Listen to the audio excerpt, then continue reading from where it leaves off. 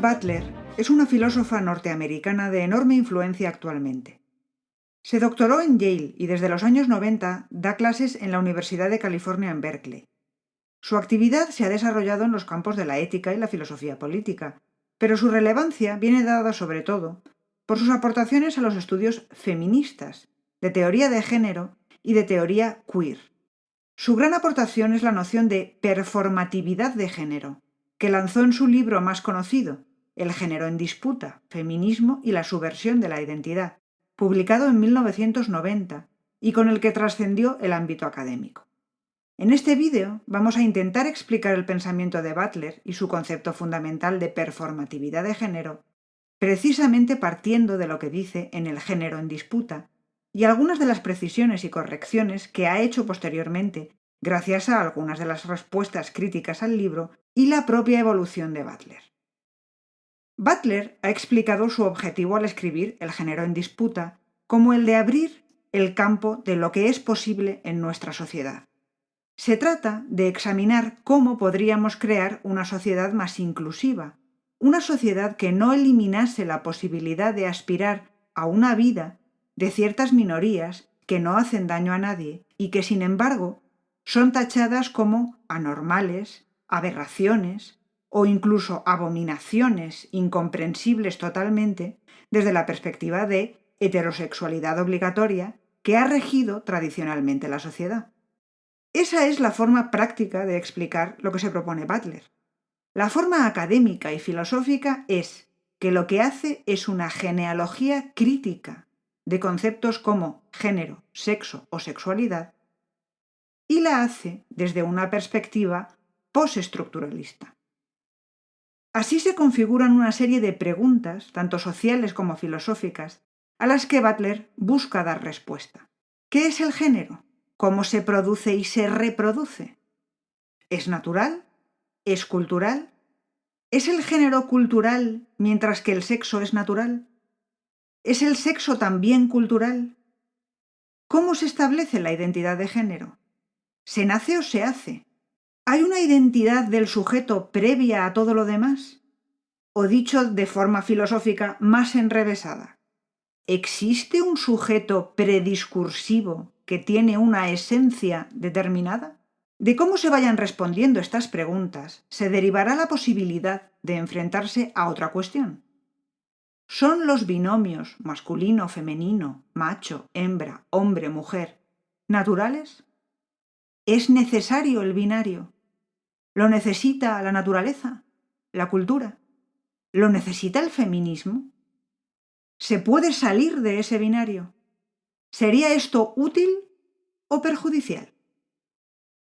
Butler es postestructuralista y recibe una gran influencia de varios pensadores franceses del siglo XX.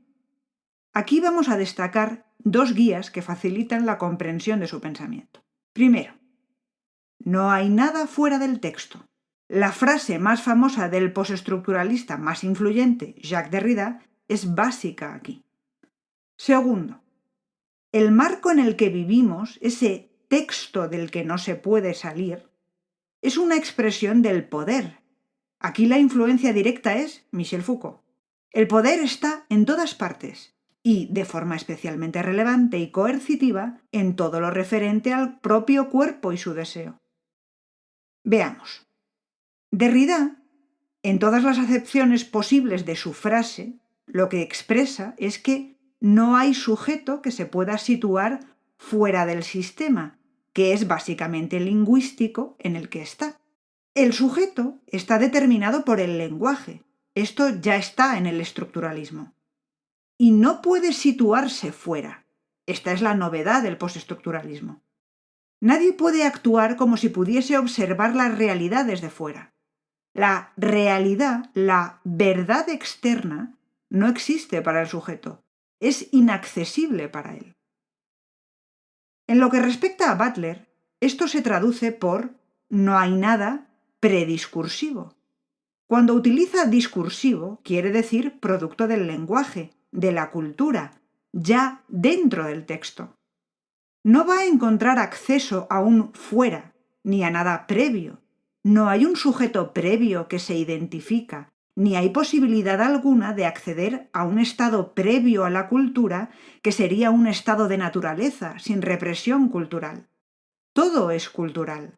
Nada es natural, porque el sujeto, el ser humano consciente, está dentro de la cultura, del lenguaje, del texto, siempre. Así que ni género, ni identidad, ni sexo van a poder ser naturales o prediscursivos, sino que todo es construido. A esto añadimos que el discurso es el discurso del poder. Como en Foucault, para Butler, el poder, que está en todas partes, se oculta a nuestros ojos, facilitando así que reproduzcamos voluntariamente el marco dado. Se han naturalizado una serie de atributos de la identidad personal de tal forma que la subversión contra el sistema aparezca a nuestros ojos como imposible, una abominación. Reproducimos modelos que creemos naturales y es problemático plantearse construir otros modelos. Entonces, una conclusión de Butler es que hay que desplazar el binario que sirve de base al marco actual todo lo posible. Esto aparece como una posibilidad. Los binomios, jerarquizados además masculino-femenino u hombre-mujer, son construidos, no una realidad natural binaria externa o dada, pero también como una imposibilidad. No hay nada fuera del texto y no puedes salir del sistema. Así que, ¿cómo vas a desplazar el binario si no puedes escapar? Butler afloja aquí el determinismo más propio del estructuralismo, dando a entender que no hay nada fuera del texto, pero el texto es móvil. Aquí aparecen ecos del otro postestructuralista francés muy conocido, Gilles Deleuze. Butler recurrirá a la repetición y la diferencia en la repetición para encontrar la posibilidad de subversión contra el poder que está buscando. En resumen, desnaturalizar, cree Butler, es el punto de partida para repensar lo que es posible. Y desnaturalizar representa aquí no solo desnaturalizar el género, sino todo, el sexo, el sujeto en sí. Bien, de todo lo que hasta ahora se ha dicho se deduce que Butler expone una parte fácil de desnaturalizar para quienes se consideren comprensivos, abiertos y progresistas, que es el género, pero que no se para ahí y nos intenta llevar a una parte difícil porque va contra lo que se nota y se ve, lo que sabemos seguro, que puede ser que haya orientaciones sexuales varias o incluso identidades de género que no correspondan al sexo atribuido al nacer, pero que ese sexo no es construido, sino que es verdad. Es natural. Y además hay dos, el masculino y el femenino, ¿no? La mujer no nace, se hace. Es la conocida frase de Simone de Beauvoir. Esto es fácil de aceptar si se interpreta dentro de un binomio, el de sexo-género. Beauvoir estaría haciendo referencia al género con el se hace. El género es una construcción cultural definida históricamente, que da un papel y fuerza un determinado comportamiento en las mujeres en cada momento histórico. La mujer no tiene predisposición natural a barrer, planchar y fregar, ni le gusta menos estudiar, ser económicamente independiente o le gusta de partida más llevar prendas de color rosa, por ejemplo. El género es construido. A la mujer se la obliga a tender hacia unos comportamientos determinados y al hombre a otros. Pero el sexo es natural. Es decir, es un atributo necesario y no construido. O sea, ¿el sexo nace y el género se hace? Butler nos haría detenernos en el binomio para demostrar que todo se hace. Sexo-género, naturaleza-cultura, o con el ejemplo del estructuralista Claude Lévi-Strauss, crudo-cocinado. Lévi-Strauss dice que el crudo no se puede definir sin el cocinado. En ese sentido, En todos los binomios relacionados con género, identidad de género, orientación sexual, culturalmente no hay un elemento que sea previo al otro. El heterosexual solo se puede definir así porque existe el homosexual. Van juntos y se necesitan para crear un marco, aunque ese marco consista en permitir uno y prohibir otro. Pero Butler, aquí, añade que el crudo ya está cocinado, queriendo significar que los dos son producciones culturales. Ninguno es natural, ni el crudo, porque una vez expresado es discursivo, no prediscursivo. Ya contiene un elemento no natural. Ser natural implicaría en ese caso solo ser, no poderse calificar como crudo. Esto mismo lo hace con el binomio sexo-género. El sexo ya no es natural, sino construido, desde el momento en que se asigna, se dice. No es que exista fuera del discurso, sino que también es discursivo, por lo tanto, cultural. Butler ha examinado con bastante detalle cómo se atribuye el sexo precisamente para mostrar que es una producción cultural también. Ya sabes, no hay nada fuera del texto.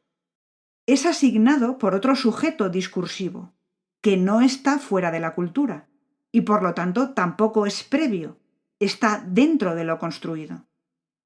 La asignación del sexo se produce como acto administrativo tras un examen superficial del sujeto. ¿Tiene o no tiene? ¿Es masculino o femenino? Esto aparece como la prueba de que las categorías a las que se puede asignar al sujeto son naturales, muestra de una diferencia física obvia. Pero estas categorías no son ni tan definidas ni tan cerradas como creemos, lo que muestra que no son un mero reflejo de una característica natural. El sexo se puede determinar por examen genital, cromosómico, hormonal, y más veces de las que parece hay anomalías, hay mezclas, cosas que no encajan, enormes dificultades para cerrar la definición científica que quedan sin resolver. Es más, ha llegado a decir Butler, supongamos que cedo, que digo sí, vale, hay dos sexos, fin. Ya puede relajarse todo el mundo y descansar. Y luego procedo a preguntar a cada persona que tiene muy claro que hay dos sexos y son naturales, que me defina qué es lo que determina esos sexos naturales. Y empezará la tensión y el problema renacerá, porque se verá que no hay claridad, ni acuerdo, ni universalidad en las categorías, precisamente porque no son naturales, sino construidas. Por esto, Butler se empeña en hablar de sujeto sexado, subrayando que se ha producido un encaje cultural del sujeto en una categoría creada por el ser humano. Pero como ya hemos adelantado, es que Butler directamente afirma que es que no hay sujeto previo, no hay identidad previa a la construcción cultural. Critica la noción del cogito cartesiano. Aquí Butler afirma que el problema es que confundimos la causa con el efecto. Y el efecto es tan claro, tan diáfano, que nos genera la sensación de que sí hay ese sujeto previo, de que hay un núcleo firme y definido de identidad propia que tiene que ser previa a todo lo demás. Yo soy. Claro que yo soy, lo noto. Pero ese yo soy es producto de una construcción. El yo no es previo y no hay una posibilidad de acceso a un hipotético previo. Nunca. La metafísica de la sustancia es un espejismo. El sujeto es una construcción. Así cita a Nietzsche. Pero tal sustrato no existe. No hay ningún ser detrás del hacer, del actuar, del devenir. El agente ha sido ficticiamente añadido al hacer. El hacer es todo. Y lo aplica a su propio campo de estudio. Así dentro del discurso heredado de la metafísica de la sustancia, el género demuestra ser performativo, esto es, constituyente de la identidad que se supone que es. En este sentido, el género es siempre un hacer, aunque no un hacer por un sujeto que pueda decirse que preexiste al hecho. Se ve aquí que es la ausencia de sujeto natural o previo a la construcción cultural, la ausencia de una esencia del ser, lo que conduce a Butler a su noción de performatividad de género.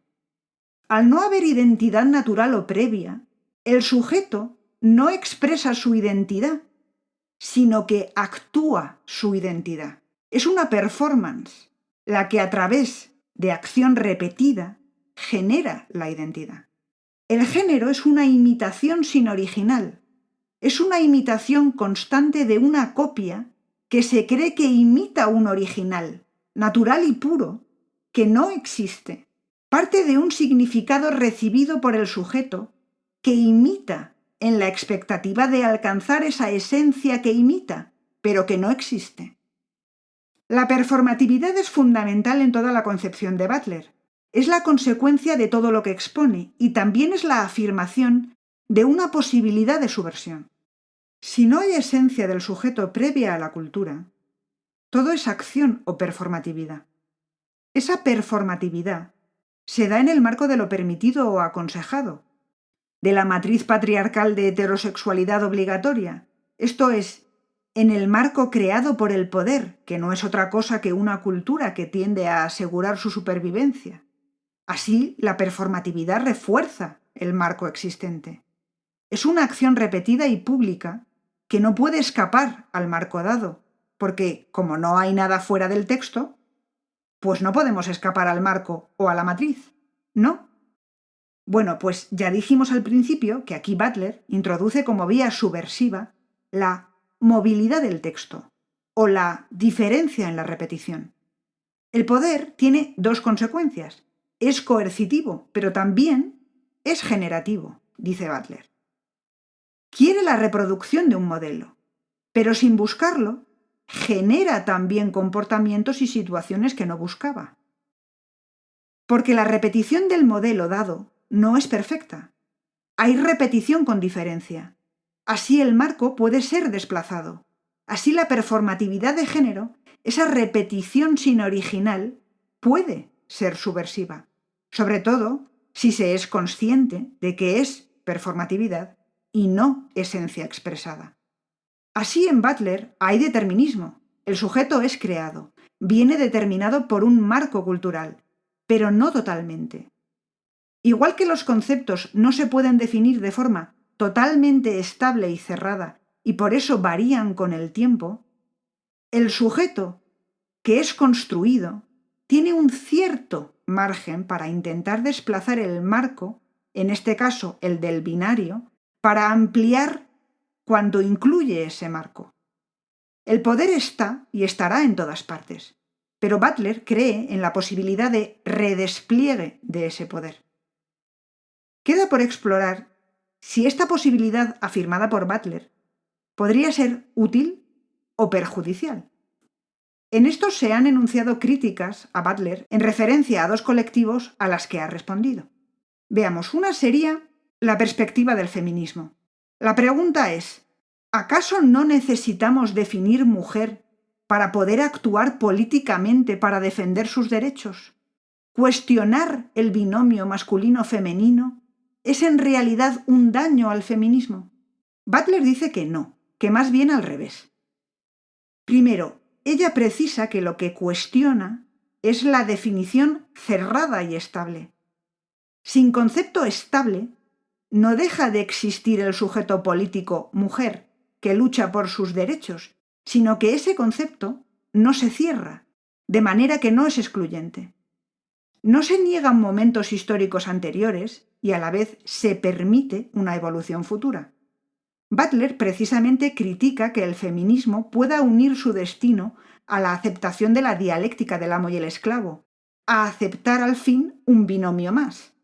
Cree que así o bien solo se consigue perpetuar el marco que se quería cambiar, o bien, en caso de éxito, se crearía el marco inverso, que solo lograría resultar igual de opresivo y excluyente, pero para otra parte de la población.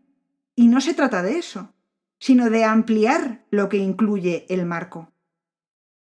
Sin concepto estable se puede ser feminista y se puede admitir que una mujer trans sea una mujer. Precisamente en referencia al colectivo trans, básicamente se le han lanzado dos críticas a Butler.